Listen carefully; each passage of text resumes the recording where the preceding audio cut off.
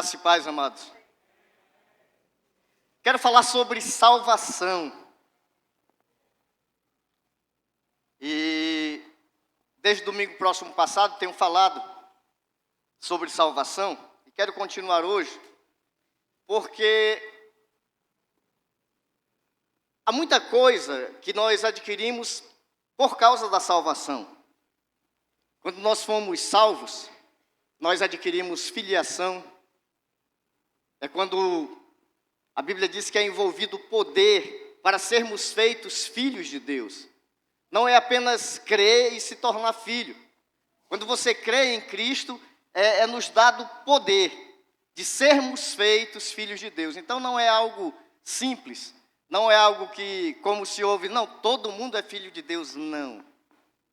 Há poder envolvido para que alguém seja feito filho de Deus. Todo mundo sim é criatura, mas filho só aqueles que creem e é-lhes dado esse poder. E essa salvação, ela envolve isso.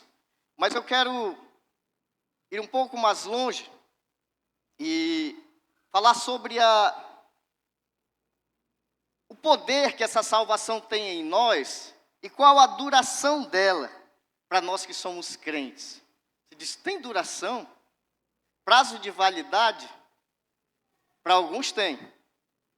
Mas vamos abrir em Efésios capítulo 2. Quero ler o verso 8 e 9 e tentar esclarecer isso que eu acabei de dizer. Efésios 2, 8, 9, pela tradução que eu tenho, diz assim: porque pela graça sois salvos, mediante a fé. E isto não vem de vós, é dom de Deus, não de obras para que ninguém se glorie. Você alguma vez já pensou assim, será que eu ainda estou salvo? Ou será que essa salvação é algo que a gente vai morrer, e quando chegar lá, é que a gente vai descobrir se está salvo ou não? Eu quero dizer que se você pensa dessa forma, você não vai chegar lá. Você vai ficar pelo meio do caminho. Você vai para um outro local que não seja a presença de Deus. Porque aqueles que são salvos, eles morrem e vão ao encontro do Senhor. Conforme o apóstolo Paulo. Paulo disse, eu preferiria morrer para estar com Cristo.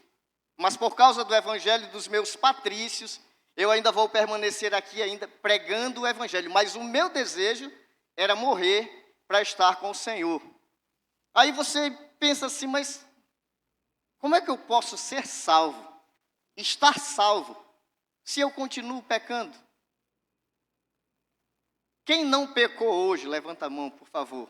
Eu estou levantando a minha, não dizendo que não pequei, é só para que, se você também não pecou, você levante sua mão.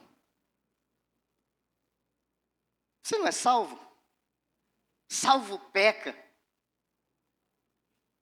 A salvação, Cristo veio para nos libertar do pecado. Mas nós somos salvos, segundo a palavra de Deus, e continuamos pecando. Como eu posso ser salvo assim? Um outro pensamento. Se eu estiver pecando, ou se eu pequei momentos antes de eu morrer e ir para Cristo, ou momentos antes de Ele voltar para buscar a sua igreja, será que você ou eu vai para o céu nessa situação? Porque, infelizmente, há alguns que pensam, pequei, perdi a salvação. Não foi um pecado tão grave, não perdi ainda. Mas pode, pelo acúmulo desses pecados, ir perdendo até chegar ao ponto de perder a salvação. Se estiver em pecado e morrer, não vai para o céu. Se estiver em pecado e não tiver tempo de pedir perdão pelos seus pecados, conforme 1 João 1 e 9, se confessarmos os nossos pecados, Ele é fiel e justo para nos perdoar os pecados e nos purificar de toda injustiça. Não pegue esse versículo para dizer que isso serve para salvação. Isso não é salvação. Isso não está implícito em você ser salvo ou não. Você tem que pedir perdão e tem que viver em paz, estar justificado, porque você vive aqui e precisa da graça, da misericórdia e das bênçãos do Senhor aqui. E o pecado faz separação entre nós e Deus, impedindo as bênçãos de chegarem até nós. Por isso é necessário confessarmos os nossos pecados e estarmos justificados diante de Deus. Mas como ter certeza da salvação? Como ter certeza de que eu estou salvo? De que você está salvo? Você já pensou nisso? Como é que eu posso estar convicto, ter a plena certeza de que se eu morrer nesse momento, eu vou encontrar com o Senhor? De que se eu morrer nesse momento, eu vou para o céu? Diante de tudo aquilo que nós somos, diante de tudo aquilo que nós fazemos. Primeiro, a salvação ela tem base. E a base da nossa salvação é a graça de Deus. Pela graça sois salvos. Não é porque você merece. Não é porque você é bonito, como eu, graças a Deus. Não é porque você não é alguém especial, não. Não é. É graça, é favor imerecido. Deus olhou para você e disse: eu vou salvá-lo. Não há merecimento em nenhum de nós, não há valor que pague a salvação. Nem todo o ouro do mundo, nem todas as riquezas do mundo poderiam comprar a salvação e dizer: Senhor, está aqui, eu pago pela minha salvação. Não vai funcionar. É graça. É Deus quem manifesta esse favor sobre as nossas vidas, sem merecimento, sem mérito algum. Não é por mérito. Você não pode fazer nada que lhe dê direito a dizer: agora eu estou salvo, porque eu fiz por onde?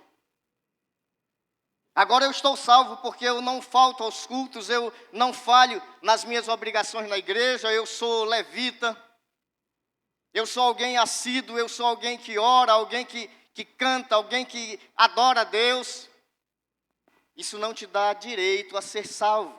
Isso são frutos daqueles que são salvos. Isso são frutos daqueles que manifestam essa graça de Deus em suas vidas, foram salvos e por isso eles externam dessa forma a sua gratidão pelo favor recebido de Deus. A graça é totalmente uma iniciativa de Deus. Eu não posso motivar a graça de Deus sobre a minha vida. Paulo disse: onde abundou o pecado, superabundou a graça. Então talvez eu diga: então eu vou pecar muito, para que eu tenha muita graça. Talvez você não consiga isso. Eu ia usar outra palavra, mas na hora eu olhei para a pastora Cristina e eu disse: não posso. Talvez você não consiga receber essa graça imensa sobre a tua vida. E você vai pecar muito e vai para o inferno. Porque ainda não foi salvo. Por isso que em Romanos 5:8, a palavra de Deus diz assim: porém, Deus comprova seu amor para conosco pelo fato de ter Cristo morrido em nosso benefício, quando ainda andávamos no pecado. Ou seja, eu era pecador. Para Deus eu era somente um pecador, eu não tinha como alcançar mérito algum, eu não tinha como trazer a presença de Deus sobre a minha vida, porque eu era simplesmente um miserável pecador. Mas Deus tomou a iniciativa e manifestou sobre a minha vida a sua graça, o seu favor, me salvando a você. É como se nós estivéssemos em um pequeno barco no mar, em alto mar, e ele fosse para o fundo. E nós ficássemos boiando no mar, no meio do oceano. Você olha para um lado e não vê margem, olha para frente, para trás, para os lados e não vê margem. E você sabe que você não vai conseguir nadar até encontrar algo seguro.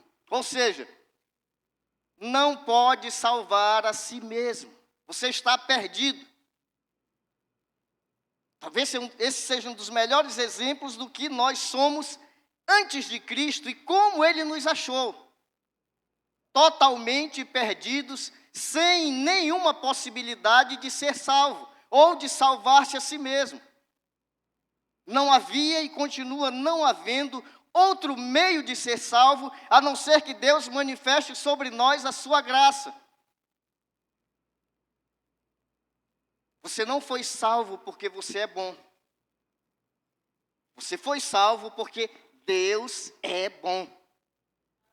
É pela bondade dele, não é pela nossa. Nós não somos. A nossa natureza é má. A nossa natureza ela é totalmente permeada de malefícios, de maldade. É por isso que nessa luta, mesmo depois de salvos, a gente continua tendo uma grande luta entre a nossa vontade, os nossos desejos e o desejo de Deus, através do Espírito Santo que manifesta em nossas vidas. Então Deus, pela sua bondade, derramou, manifestou, tomou a iniciativa de manifestar a sua graça em nossas vidas. Ou seja, salvação é uma obra feita para o homem, mas totalmente independente dele, na sua execução. Não, pastor, mas eu levantei a mão. Se eu não tivesse levantado a minha mão naquele dia, eu não estaria salvo. A Bíblia diz que nós podemos entrar no nosso quarto, fechar a nossa porta atrás de nós e orar ao Pai em secreto, e Ele que ouve em secreto vai responder. Então não é apenas o fato de ter levantado a mão. Poderia ir mais longe de dizer que tanto o querer como o efetuar vem dele. Se você levantou a mão, foi porque ele te moveu a isso. Se você sentiu o desejo de entregar a tua vida a Cristo, é porque ele te chamou. Tem uma doutrina chamada a chamada eficaz, que é quando o Espírito Santo te toma e te convence do pecado, da justiça e do juízo de Deus, e você não pode resistir a essa chamada, e por isso você é salvo. Uma obra feita para o homem, mas totalmente independente de nós, na execução dessa obra, é a nossa própria salvação. É pela graça, não é por meio de nós. Existe um meio da salvação. A base é pela graça, mas o meio é mediante a fé.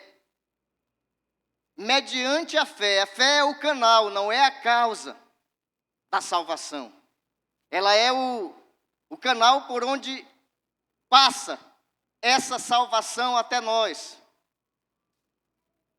A Bíblia diz que sem fé é impossível agradar a Deus. Sem fé é impossível ser salvo. É mediante a fé. Eu preciso de fé para crer que Cristo não apenas morreu, mas Ele ressuscitou ou foi ressuscitado por Deus. Ele ao terceiro dia levantou e Ele adquiriu sobre si o poder para perdoar os meus pecados e garantir que Ele também vai me ressuscitar. É preciso fé para isso. E nós não temos essa fé. Ela não é inerente, não é natural em nós. Está dando para entender a situação? Deus exige fé para que eu seja salvo. Mas Ele não me dotou dessa fé no dia em que eu nasci. Davi disse, em pecado me concebeu minha mãe. Nós nascemos debaixo do pecado. Somos pecadores. Mas a fé é o canal, é o meio, é mediante a fé nós somos salvos. E o que é fé? Fé é confiar. Poderíamos usar a definição de Hebreus, que eu gosto muito, certeza de coisas que se esperam, convicção de fatos que se não veem, ou seja, eu não entendo nada disso, mas Deus disse que é, eu creio que é. Não aconteceu ainda, mas é fato. Convicção de fatos que eu não posso ver. A Bíblia diz que quando o Senhor entrou na minha vida, Ele purificou-a, me lavou, me regenerou, me santificou, me colocou na posição assentado nas regiões celestiais, conforme Efésios. É isso que acontece quando nós somos salvos. É algo que eu não posso ver. Faz muito tempo que eu fiz isso, eu nem lembro. Tem pessoas que choram, tem pessoas que lembram, e é uma salvação algo maravilhoso e até um pouco mirabolante, não duvido disso. A salvação é, sem dúvida nenhuma, o maior milagre que pode ocorrer nesse mundo. Mas ela tem que ter fé para que isso aconteça. E fé é confiar, é descansar e depender totalmente de Cristo. Por que que você é salvo? Porque Cristo me salvou. Mas como que... Eu não tenho nada a ver com isso, fale com Ele. Ele me salvou. A minha fé está nele. Eu fui salvo por Ele. Foi Ele que disse que se eu confessasse, Ele me salvaria. Que se eu cresce no meu coração, Ele me perdoaria. Ele faria morada em mim. E eu creio que Ele fez isso. Então eu sou salvo. Desde aquele dia em que eu entreguei a minha vida a Ele, Ele me salvou. E isso é um fato. Mas pastor, você ainda peca. E vou continuar pecando até o último dia da minha vida. Igual o Regis. Não o mesmo pecado, claro. Temos vários pecados. Mas Cristo me salvou. E Ele pagou o preço por todos os meus pecados. Desde o primeiro dia em que eu nasci até o último dia em que eu estarei vivo sobre essa terra, todos os meus pecados estão pagos pela morte de Cristo na cruz. Mas pastor, não foi só até aquele dia que o senhor se converteu? Naquele dia que o senhor disse, eu aceito Cristo, aí desde o seu primeiro dia de vida até aquele dia, foram perdoados. Mas depois também. Os de depois também foram perdoados. Todos os pecados dos salvos estão perdoados. No quesito salvação. Você não pode pecar para deixar de ser salvo. Não, mas esse pecado foi terrível. Eu matei alguém, eu destruí alguém. Não há pecado que possa quebrar o elo de ligação entre você e Deus e a salvação que Ele te prometeu. Você está salvo. Mediante a fé, continue crendo, o Senhor que me salvou, é Ele quem me sustenta, é Ele quem me segura, eu estou nas mãos dEle, e não há poder que possa me arrebatar das suas mãos. A fé é a resposta à ação do Espírito Santo no nosso coração. Ele vem, age em nossas vidas, fala conosco, e segundo a palavra de Deus, nos convence do pecado. Eu sou pecador. Da justiça. Há um meio de ser livre. O sangue de Jesus Cristo nos purifica de todo pecado. E se isso não acontecer, há juízo. Você vai para o inferno. Então, mediante essa ação do Espírito, é manifestado sobre a minha vida fé. Queridos, a fé bíblica não se apoia na sua religiosidade. A fé bíblica não é porque você faz alguma coisa na igreja, ou você faz alguma coisa fora da igreja, porque você ajuda alguém, porque você... Não. A nossa fé, ela está baseada na obra de Cristo. Ele morreu, Ele pagou o preço pelos nossos pecados. Sem derramamento de sangue não há remissão de pecados. Por isso Cristo veio e morreu. Ele pagou, Ele cumpriu a exigência de Deus. É preciso que alguém morra? Sim, então eu vou morrer. A sua morte pagou.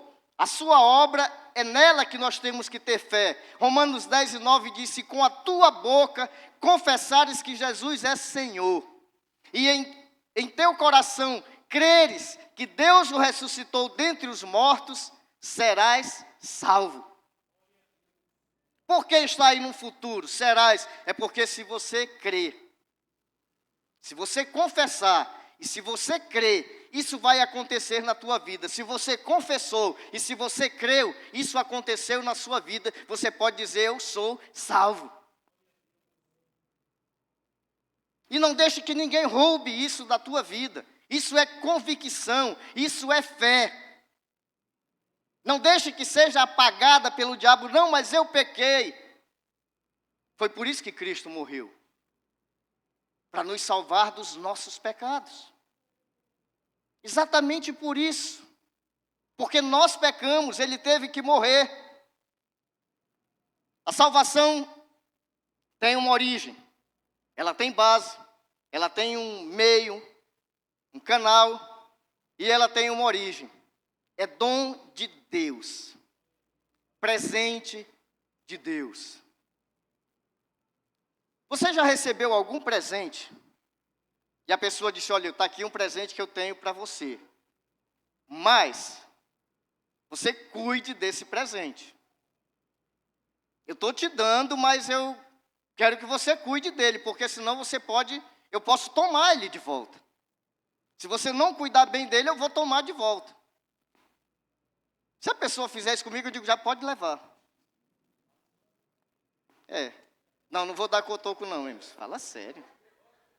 O gospel, tudo bem. Pode levar seu presente, eu não quero. Mas no caso da salvação, é exatamente isso que não acontece. Deus nos deu o presente, e Ele mesmo se encarrega de cuidar desse presente. Está em Deus a origem da salvação. Isto não vem de vós. O quê? A fé. Porque pela graça sois salvos, mediante a fé. Fé e salvação são presentes de Deus sobre a nossa vida. Tanto a graça quanto a fé são dádivas divinas. Deus exige que nós tenhamos fé, e Ele dá essa fé. A obra é dele, é Ele quem aplica em nossos corações, como um presente, fé, para que eu possa recebê-lo como Senhor da minha vida. Aquilo que Ele exigiu e sabe que eu não tenho, Ele diz, mas eu te dou. Estou te dando fé para que você seja salvo. Amados, Deus é soberano e totalmente soberano na salvação. Isso faz com que qualquer orgulho nosso seja eliminado. Você não tem participação na sua salvação. Você não tem. É dom de Deus. É pela graça de Deus. É a fé que Ele derrama em nossos corações. Até agora, zero de participação no homem, no ser humano. Não, mas eu não. Não tem. Alguém me disse uma vez, pastor, mas a Bíblia diz que nós podemos desenvolver a nossa salvação. Filipenses 2:12. Tem aí?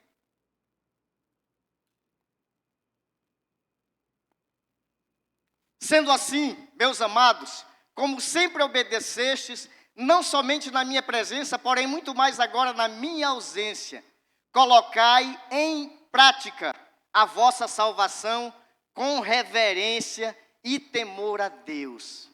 Essa palavra desenvolver é entendida muitas vezes com o sentido de não, eu posso então crescer, fazer com que a minha salvação cresça, ela vai ser desenvolvida.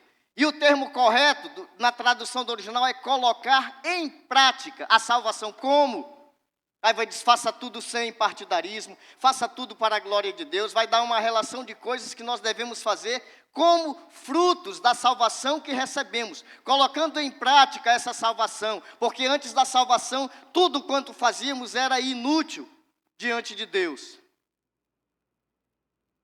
Então não é desenvolver no sentido de eu estou melhorando, eu estou fazendo com que ela cresça, não. Mas é colocando em prática a salvação que você recebeu através dos frutos que ela vai manifestar.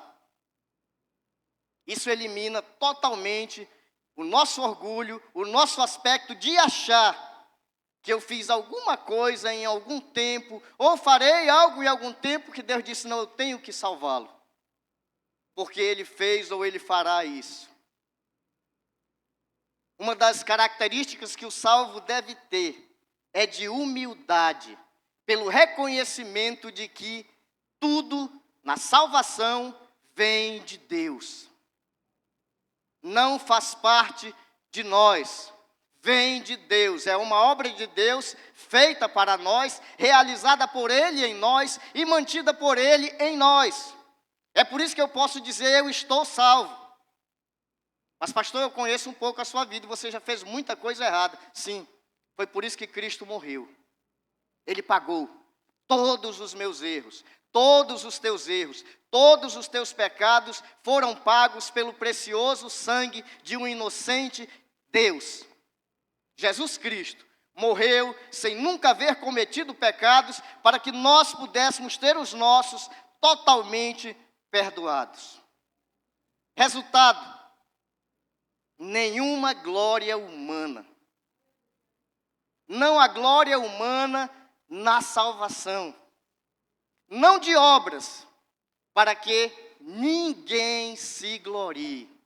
Não, eu fui salvo, eu chego lá no céu, Senhor, só eu sei o que eu passei para chegar até aqui. O Senhor sabe que eu me esforcei, que eu batalhei, que eu muitas vezes jejuei, que eu muitas vezes tive que fazer de tudo para não pecar, para chegar aqui. Não, querido. Não foi por isso. O resultado é unicamente pela e para a glória de Deus, não de obras. Nenhum de nós tem sequer alguma coisa no quesito de manter a salvação. Não, pastor, mas a Bíblia diz para nós não pecarmos, sim. A Bíblia diz que é para sermos santos, seguirmos o exemplo de Cristo. Sede santos porque eu sou santo.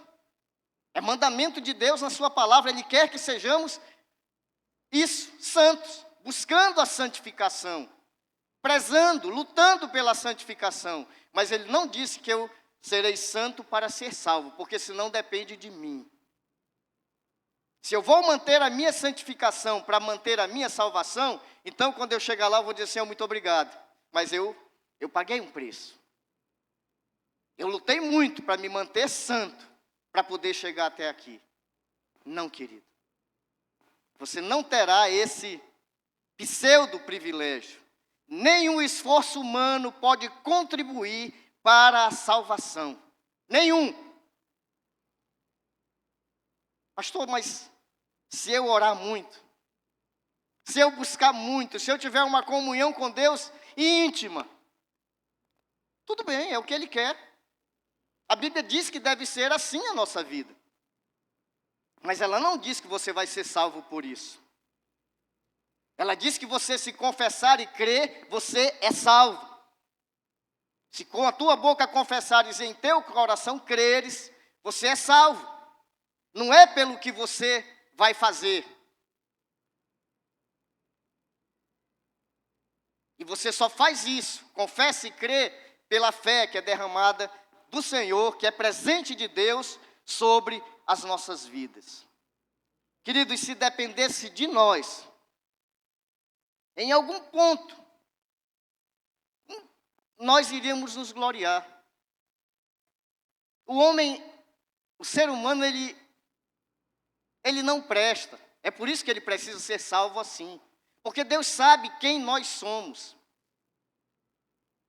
Eu já ouvi pastores dizendo, não, eu estou aqui, mas eu paguei preço para estar aqui. Eu orei muito, eu jejuei muito. Queridos, o querer e o efetuar vem de Deus. Não é pelo muito que você fez. Não é. E no quesito salvação é zero atividade, atitude ou merecimento humano. Se dependesse de nós, nós iríamos estragar em algum ponto. Iríamos nos gloriar.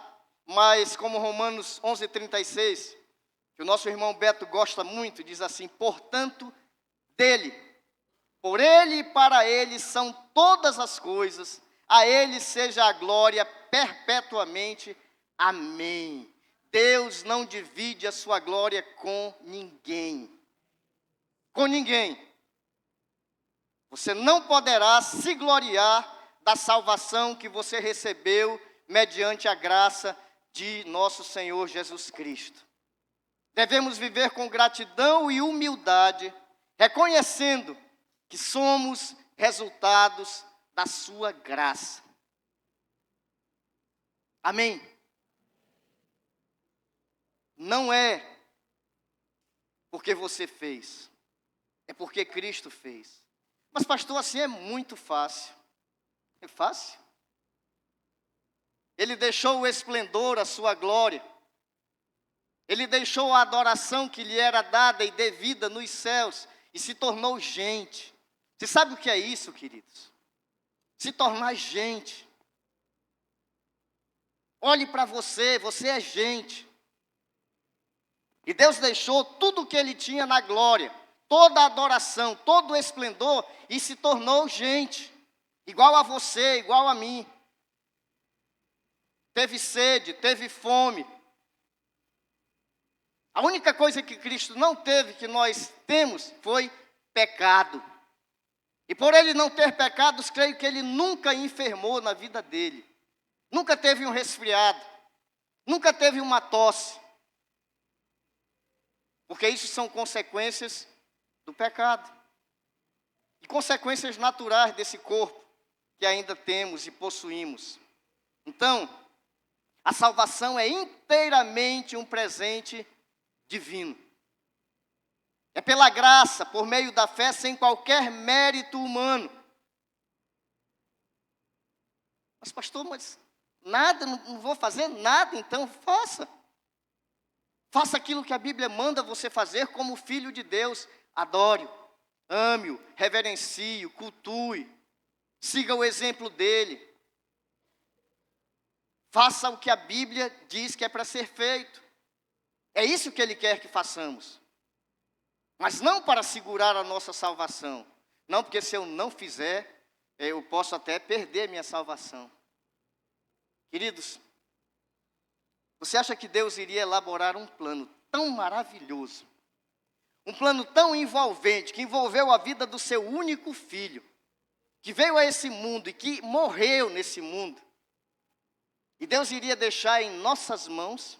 Não, olha, eu te salvei, mas agora tu te vira aí, agora é contigo, segura a onda. Eu vou estar aqui, eu vou te ajudar, todas as vezes que você clamar eu vou te responder, agora você é salvo, mas segura. Agora é contigo.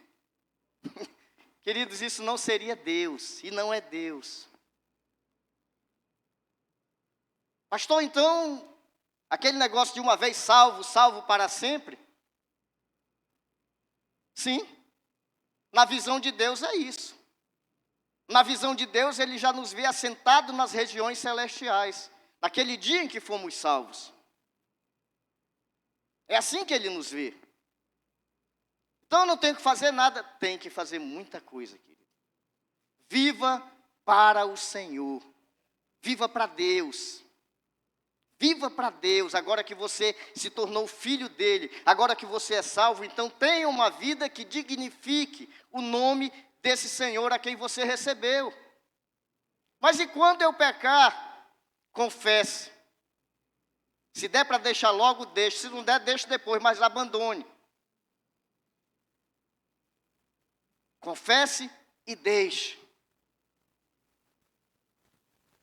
Se depois de fazer algo tão perfeito como o plano da salvação, Deus o entregasse a nós, agora te vira, certamente nenhum de nós seria salvo. Nós daríamos um jeito de estragar. Deus fez Adão perfeito. E Adão deu um jeito de estragar. E não pense que você seria melhor do que ele, não. Você também estragaria. Não, você fala isso porque você já conhece a história dele, mas você ia cair talvez antes do que ele caiu. Uma Eva daquela, atanazando a vida do cara, não come aí, eu já comi, come também. É boa, é gostosa. Acho que ele olhou para um lado, olhou para o outro e disse, se essa mulher se acabar, eu vou ficar com quem?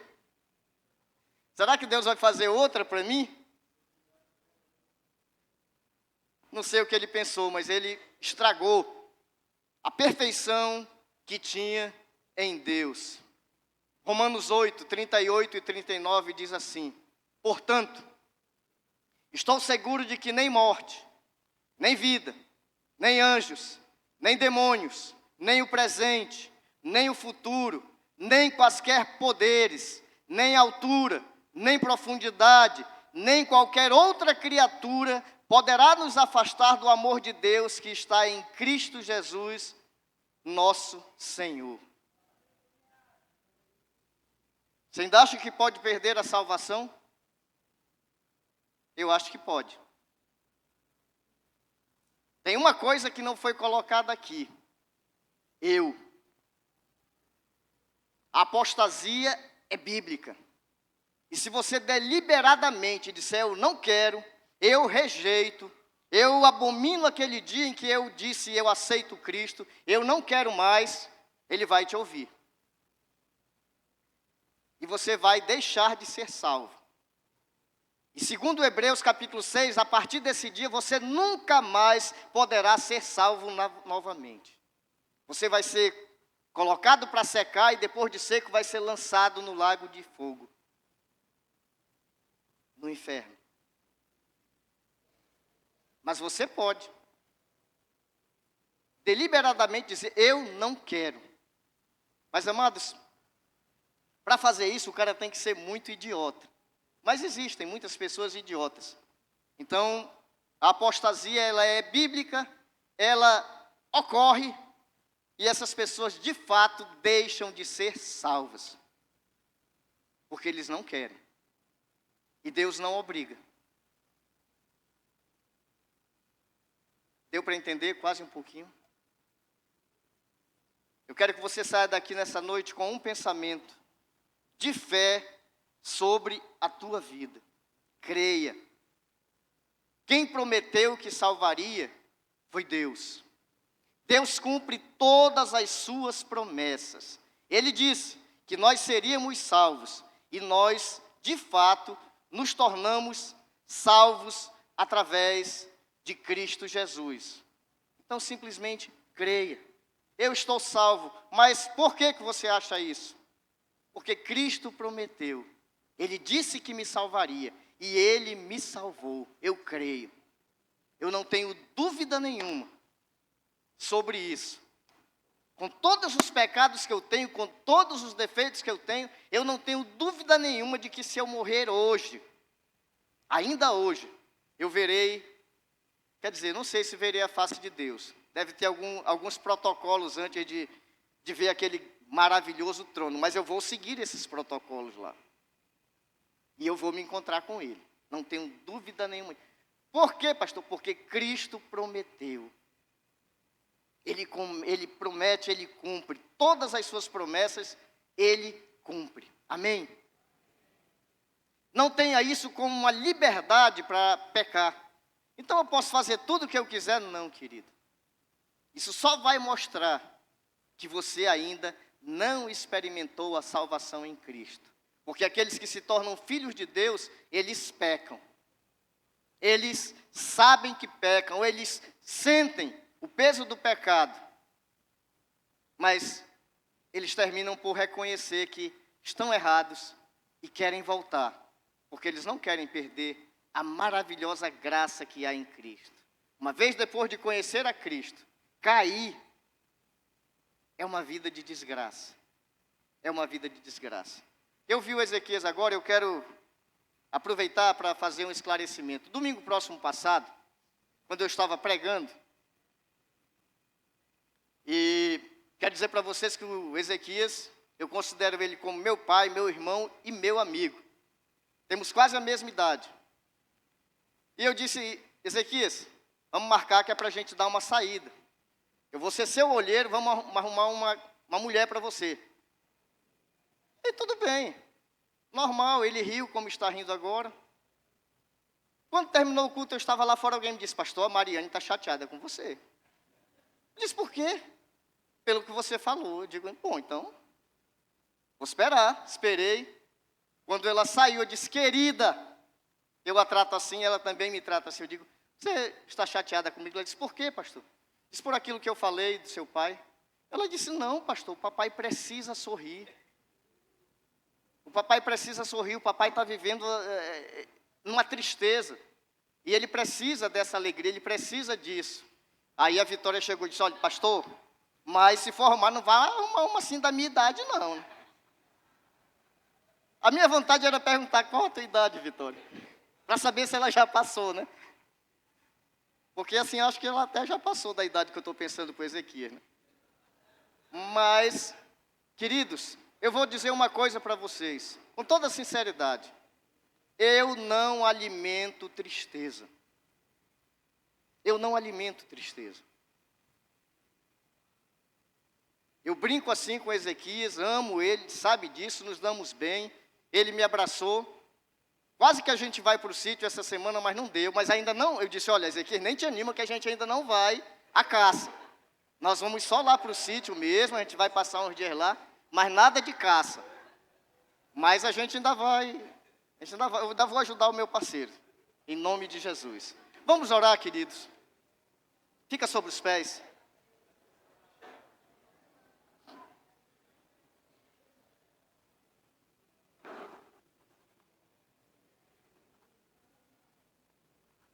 Senhor, muito obrigado. É tão bom, ó Deus, saber que essa salvação não cabe a nós, não depende de nós em nada, Pai. Muito obrigado. Ela é maravilhosa, ela é perfeita, e ela vem de Ti e é mantida por Ti. Eu Te louvo e agradeço por isso, ó Pai. Muito obrigado. Seria impossível a nós, ó Deus, manter algo tão maravilhoso que o Senhor nos deu. Por isso o Senhor mesmo mantém. Eu Te louvo, Pai. Muito obrigado. Torna, ó Deus, no coração de cada um dos Teus filhos aqui nesta noite, ó Pai, essa convicção clara, essa fé, ó Deus, sem rodeios, essa certeza, ó Pai, de que é o Senhor quem nos salva, é o Senhor quem nos guarda e é o Senhor quem nos levará. Porque a Tua palavra diz que o Senhor completará a obra que começou em nós até aquele dia. Não há dúvidas, ó Deus, de que o Senhor nos levará para estar contigo. E eu Te louvo e sou grato por isso. Muito obrigado. Oro, ó Deus, por cada um dos Teus filhos que não pôde estar aqui nessa noite por enfermidade. Ou até mesmo, ó Deus, por aqueles que estão aqui, mas estão enfermos. Torna real, ó Deus, a vitória da cruz em suas vidas. Porque na cruz o Senhor levou sobre si dores e enfermidades. Esse testamento já foi aberto porque o Senhor morreu. Então, ó Deus, eu Te peço, em nome de Jesus, cura os Teus filhos. Cada um deles, ó Deus, seja curado para a glória do Teu nome. Nos abençoa, ó Deus, com uma noite de paz. Que a Tua mão nos sustente, continue a nos guardar e a nos proteger, ó Pai. Nós contamos com a Tua bênção e sabemos que a temos. Muito obrigado, ó Pai. Eu Te agradeço em nome de Jesus Cristo. Amém.